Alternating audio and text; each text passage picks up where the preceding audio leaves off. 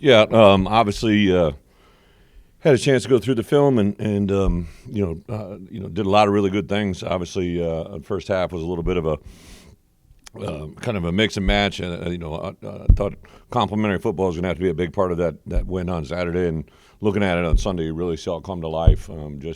They start off drive, we stop them, hold them to a field goal. We get those 2 touchdowns. They get 2 field goals, go in at 14-6, and in my opinion, you could have had one more there at the end, but some things prevented that. But to come out and play the way they did in the second half, to start that opening drive with a touchdown, and then, when we did stall out, to have the defense, even though they went all the way down the field, to have that 4th down stop, I think really just flipped the game and put it permanently in our favor. So a lot of really good things complimentary-wise, a couple things injury-wise. James Thompson obviously went out concussion protocol. I think there's a very good chance to get him back by Saturday, but that's kind of a wait and see. Aiden Lawfrey didn't play, but he did practice on Thursday and Friday, just wasn't feeling it as we went to the game, just from a practice tempo and the way Khalil and Caden were playing. Caleb Patterson will practice with us tomorrow morning, and if all stays on progress for him, as long as he doesn't go backwards, he should be with us no problem on Saturday as well. So from an injury standpoint, we should be getting back more to full strength. Obviously, there's even a chance, as we get closer and closer, Xavier Scott, his rehab is going absolutely awesome. I don't think there's any chance that we would get him in the 2 games left, but it does look possible for something coming on the back end of that. So just super impressed. I didn't even realize that Gabe moved into a tie with the second most sacks ever in Illinois history. I think that's something you can't just act like hadn't happened. It's a really good indicator of who he is and what he's represented during his entire career here. Obviously, the leader in the clubhouse is never going to get touched. It's a crazy one. When I saw that number, I'm just like, oh my gosh. But just really, he's kind of a guy that's had a quietly good senior campaign and has been really impressive for me to watch and see him continue to grow. I thought it was really cool to see Torrey Cox play the way he did. He's a very steady performer for us over the last 2 years. I did think Geske and Davis probably played their 2 best games. Those 2 guys side by side are a very accomplished group and do a lot of things. Josh Kreutz played good. Melvin played good. Obviously, some things that just kind of go under the radar, but the numbers that Luke continued to put up, I literally shot him a message yesterday that just like as I watched the film, like there's a lot of guys. The way it was going, the way kind of game played out, guys just get frustrated and lose their mind and turn into something negative. And especially with him throwing the interception at the end of the half, I think a lot of guys will go in that locker room and just sit there and spew about it. And he just came out, was on rhythm, and was just awesome to start that second half drive. That's the stuff, in my opinion, that is going to differentiate him when teams really start to look at, like a lot of times now NFL personnel, this is driven by personnel people or people that have watched them. When the NFL coaches start watching this cat, like when Jason Garrett came to town, he's like, Bret, you're quarterback. I said, I get it. And then you look at, I think yesterday in the NFL, I saw just something. I follow a couple people social media-wise, and I kind of sit around and take a deep breath.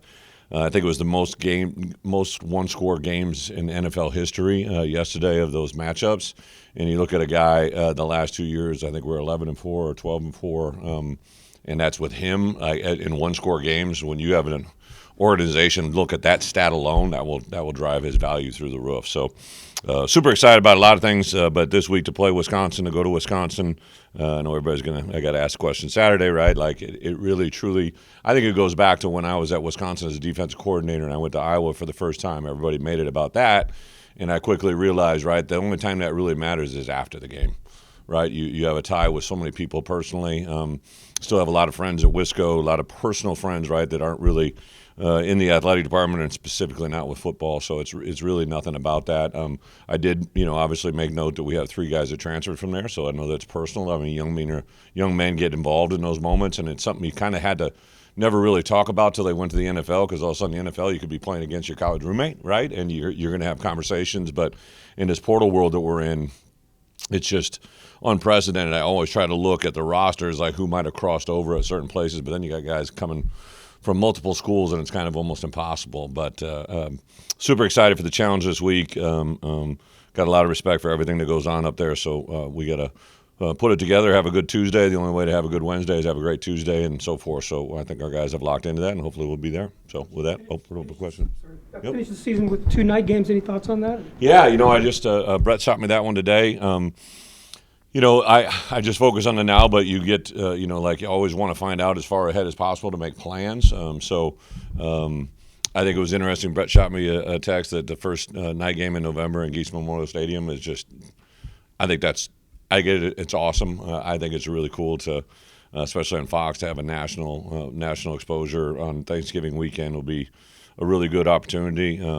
This week to play a night game in Camp Randall. I've been there many times at that point, so it's a really awesome environment, and I know that that'll be a great crowd as well. Did you get any feedback or watching the film of the Hudson Clement overturn? What was the feedback? What's the feedback I think both him and Tanner, Tanner, right? Tanner Harkins. I know it's frustrating to watch, but I think they're probably the right calls. I like the fact that they were actually called completed, right, rather than because it's hard to change those back, right?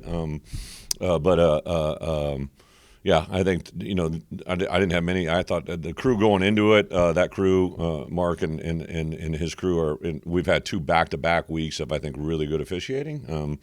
There's always a couple. Obviously not going to. Everybody saw the face mask on Luke. I mean, especially Luke. Luke was. I had to talk him out of that moment more than anything. Overall, I thought those were two calls that probably got in the end judged the right way. You got to maintain it to the ground. Listen, Hudson Clement is playing really good football. I had an academic meeting this morning. He turned into a Rhodes Scholar here in the last month as well. So just he's doing a lot of good mojo. I said, whatever you're eating, bro, whatever you're watching on TV, whatever you're reading, keep eating, keep sleeping, because you're doing really good things. Hudson's second touchdown, I think 2 Maryland defenders bit on Hank in the flag. Yeah. I mean, to have him as even if he's not the primary, just as a decoy, what's that done for the offense? Again, really just play designed by Barry, play concept. There was a certain part of the field that we wanted to run that. Obviously, we took advantage of the moment there, but I just think Hank. The main thing I talk to our offense about is a lot what I would see things as a defense coordinator, right? I always look at it through the view of that, and just when he's lined up, you have to know where 80 is at. You wouldn't do anything but that as a defense coordinator. Like, is he lined up in the slot, which is a majority of his reps, but is he lined up wide, motion in? Is he lined up in the backfield? Is he lined up as a quarterback? He just brings a lot of attention, and I think to use that in a way that Barry does is very smart and obviously very productive. Running game, especially the last 2 weeks to get going. Yeah, without a doubt, to play the offensive line, right? Like it's not overly simplistic, but when we play well up front, we play well overall. I used to get all wound up about 100-yard rushes and all that stuff, but actually by committee, it's actually better. Not just by running back committee, but also when Luke's active with his legs, that makes a huge difference. I know he likes it. It just makes you, again, from a defensive standpoint, you have to defend an extra gap or an extra runner. Some of the things he's created with his legs through natural quarterback runs, like obviously that motion to empty that we had the little toss sweep. It's really just we've run that same play with a running back, so it's really nothing new for the guys up front. It's just Barry being creative to find a way to run it as a quarterback. You said before that with guys you've had on your staffs, you get that feeling that something big's going to happen for them. Do you get that feeling for Barry at this point? Well, I brought in Barry and Aaron 2 years ago, right? And I just think they, to be a head coach, listen, you got to have a resume of football success, right? So Barry has obviously done that, but you got to have that personality, you got to have that it factor, you got to have a reason that someone's going to come calling, right? I just so proud of Barry and just. Again, a play caller can get frazzled and rattled too, right? And he just stays true to what he is. He reminds me a lot when I had Paul Chryst. I remember Paul Chryst one time. I was in the booth with him. I was the defense coordinator, right? And I could hear him on the headset, and I heard him through the play call set, right, said, hey, our job is to score one more point than they did, right? And I liked it because I was defense coordinator and gave them up 40 points, right? But, like, you have to have that mentality as a coordinator, but as a head coach, you do see the game differently, and I've tried to include Barry, especially this year, in as many conversations as I can about roster, about how to see the world through media's eyes, through in this world that we're in now, the donors are more present and more prevalent than ever in college football. So you got to be able to have a connection with that group of people as well. So. I think Barry's time will come when Barry's time comes, but in the meantime, I'm going to enjoy every minute of it. And I do think he's a guy that I would hope he would say this, like, I grow with him every day, and hopefully he grows with me. And I think those things are really awesome to be a part of. The portal moved back to January. What's that allow for you guys as a staff, whether it's the football, whether it's recruiting, focus? How does that impact you? Yeah, I used to, perspective, you guys know where I'm coming from. December used to be the worst because you literally just qualify for postseason, and you want to dive into that bowl game preparation or postseason preparation, but yet you got to go on the road all over the place in December. And now that we're grounded here, we can't do anything. I had Howard Milton reach out to me the other day. I guess we're playing Tennessee in Nashville, right? And they're like, "Hey, we'd like to get a group of donors together. Would you go December 5th?" And I'm like, "Well, I'm not playing a championship game." I'm like, "Hell yeah, I'll go to Nashville, right? Like, why not?" So it's going to be a really interesting month. That first week, right when we get done with Northwestern, now a night game. So the game will be done at 9:30 or 10 o'clock, right? Like on Sunday, it's going to be complete chaos because Wednesday is the signing date for high school kids. So not only with our roster, but I'm assuming that most of these jobs are going to get filled that last week or immediately right after the last game, because as soon as a coach is named, then those kids have 5 days to get in the portal, right? And I understand why ADs aren't probably naming someone, because if they name somebody, their roster could transition that last week just to get ahead of it. So those 14 schools, or how many we're at now, that have transitioned, those kids are so much more ahead of the portal window that they got the first dibs that everybody's trying to find. So their dollar value, I think, is going to be through the roof, which means I'm concerned for my guys as well, right? Our guys can't get in, but the portal dates are just what everybody writes. Like people are pre-portaling, and agents are reaching out to people all over the place, and I think December will be unprecedented in activity. Maybe that isn't viewing to the outside public, except for those 14 teams that have transitioned. That I think is going to be insane. And then I firmly believe, I think there's going to be a lot of coach swapping. I think not coordinating. I'm talking about head coaches. I think there's going to be a domino effect of several head coaches that might be transitioning where they're currently at to new positions, and then that creates a ripple effect on rosters that is unprecedented. So I think I literally, in our room now, more so than ever before, I have a football staff and I have a personnel staff. It's literally that clear. We had several official visitors in this weekend. My coaches were involved a little bit after the game, and I was involved in both, but for the most part, they're just doing football and personnel is doing personnel. Do you feel like you have the resources that you need to be competitive in the portal? I couldn't get it any better. I mean, I can always get it better, but what Josh Whitman and our university administration has done, and we work hand in hand every day with our administration. Josh is just so in front of everything. It's just really awesome to be equipped with that. I do wish that the NCAA would help us out and let us kind of know exactly what our rules are a little bit more in advance of where we are at, but we're ahead of it as best as we humanly can, and I should have the opportunity to have the biggest opportunity financially that I've ever had here at Illinois. So, of course I always want more, but some of these guys that are dealing with 30, 35, $40 million rosters, I can't comprehend what that means. And I'm not going to have that here, which I'm not asking for that either. I think I always go back to, I used to learn from Coach Fry all the time when he'd say you recruit your own problems. Back then he was talking about just like academics, and he had no idea, but the voice of him carrying forward into where I am today is really, really prevalent. Talking about him, and Luke's got his final 2 or 3 games left here with you guys. What has he meant to you as you built this program? What's he meant to you? It's easy to say this, but during my career, the better quarterbacks, the guys that that went on to play in the league, I have probably learned more from them as players than most. Just because they have the ball in their hands every time, and learning them and how they see things and how they react to things is so important to winning, right? So I give a funny thing, right? So Russell Wilson was the first quarterback I ever saw. He would turn around, and when we would do this little orbit motion, when we were giving the ball to the tailback, he would yell reverse. And when we were giving it to, he wouldn't yell that, because most defensive players, if they held reverse, they stopped their feet. So I'm like, how ingenious is that, right? Like, he had his back to the ball and he's going reverse, reverse. Like, they all stopped and played reverse, right? So that was a little moment. Russell Wilson was at practice looking at a certain part of the stadium every time before he took the snap. Well, he had looked and Googled and found out where that 25-second or the 40-second clock was.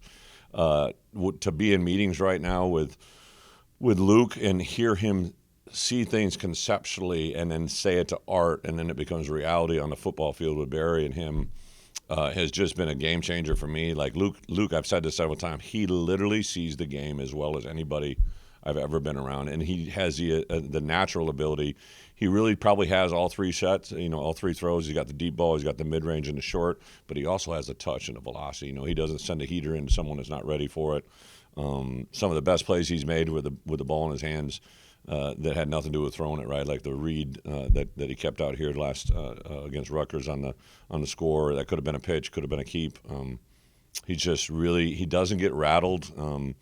And if I do see him get rattled, I knew he was pissed about the face mask call, so I just say, hey, boy, I pat him on the chest. I don't talk to him a lot during the games, but, he's just very intentional. It's invaluable. His effect, it's fun to see him over at the basketball game, to see people interact with him. That's why I think when he goes that next level, he's going to be worth a lot more than just whatever they bring him into, because he's going to be a big hit in the field building. He's probably going to share a quarterback room with some guy that's making 150 million, and when Luke first gets there, he'll probably be a mid-round guy, that is going to be just kind of this kid coming in the building that shows everybody every day why he's worth what he is, right, and prepares for his moment. I know that you're aware of some of the stats of first time this has happened in forever. First time, say like 7 wins, second regular season wins back to back, first time since 89-90. Do you make the players aware of that? Do you make that like, here's what you're accomplishing, or do you wait till the end of the season and say, like, here's what you guys accomplished? Robert, I get the question, and I appreciate the comment. I just don't think it ever benefits. Like 2 or 3 years ago, I might have said some things, right? Like we were trying to, like when we were trying to get to a bowl game, right, or get to 6 wins. But now it's more of just like, let's focus on the now. Like especially this month of November, I knew starting in November what we could accomplish if we did what we needed to do, and that's really been the messaging. I laugh. Bret throws me little stats all the time that I'm like, holy cow! Like I was talking to Roger Denny last night about several different issues, and I go, hey, 7 wins, does that get me anything? Like I used to, and he's like, well, yeah, you got this, right? Like, but it's more of like it's just part of the process, right? I'll be honest, like when maybe the first set of times I had a contract negotiation, like I remember, I can't remember who said it, and they're like, well, we don't want to just try to get you to 6 wins, and I started laughing. I'm like, I'm not trying to get to 6 wins. I'm trying to get 10, right? But how you schedule and how you build and how you develop has a huge factor in that moment before it gets there. And I think that's the part that I really, like I literally love it. Every week, we had a little thing on Saturday. It was an awesome thing. We got the Illini walk, right? But we had military personnel lined up, right, that I didn't know was going to be there, and I lost my mind. It was an awesome idea, but I couldn't high-five the fans. Like, I look for kids, and I'm just like, somebody made a decision without telling me, and it affected what we did, right? I came up, and I usually go through this door, and there's a freaking guy, what's that called when they go down on ropes? Rappelling. And I'm like, I go in that door. Like, I'm supposed to go in that door. So I got to run a little audible, so I go over to the left, and I go up these steps, and I get to the top, and all these concession people are in there getting ready for the thing, and I got to go right. And the guys are like, Coach, they threw your path off. And I'm like laughing, and I'm like pissed, right? Like, so the intention was great, right? It was an awesome moment, especially for military appreciation, but it threw me out of my rhythm, and that's something we can't have, right? And because those players, they hug their parents, right? They go hug their mom and dad. I saw the Biermans, right? I knew they were waiting for Grant to walk by them, right? And so there's just little things. We've had parking issues, right, that you guys probably had to deal with, right? Probably you created a siren issue, right? Like all these byproducts of people having fun coming to our games hasn't happened here, right? So like those are I'm happy that we're having problems, right? That's a good thing. Josh and his crew is on top of it, unbelievable, but I get it. Like there's going to be things that pop up that nobody really saw coming, and that's because we've had large crowds and we're selling tickets and winning games and we're playing games in November. I'm sure there's going to be a group of people that don't like a night game in November because it's never happened before. Well, it's a good thing, right? It's just sometimes good things that are different aren't accepted the same way initially, but they can be. So it's a really fun time to be here. I was literally talking to a colleague today that's in our conference, and he made reference to me, like he's like, man, you really got a great situation there because he knows who Josh is, right? And to have a guy that played football, but have a guy that played football here, that hired me, hired Brad, hired Shauna, like it's just fun to really enjoy this with a group of people that have kind of gone through it and are coming out on the other side, and that's what makes it great. Yeah. How the UAB game come about? Yeah, I don't know. So Mark handles scheduling with Roger and Josh. Usually when it's brought to me, it's kind of in the final stages of where it's at. I think there was 2 or 3 games being talked about. I knew that I think the first time it brought up, I knew there was probably going to be transition there possibly. That is what it is. But for us now in this world of scheduling we're at, like when we went to 9 games and we knew the SEC was going to it, that means some of those teams were going to have to get dropped, right? Because the SEC had 8 games scheduled and they couldn't do that anymore. So I really give Mark Torresani and Roger and Josh a lot of credit, because I knew that we didn't have to, people were trying to get us signed that game like almost 18 months ago, and I kept saying, man, the SEC's going to have to go to 9. There's going to be all these teams that are going to get dropped, because they need games, or they need to get rid of one of their scheduled non-con games, and so it was really, that's how that moment came about. I can't say anything other than it was put in front of me, and I just had to say yes. Thank you.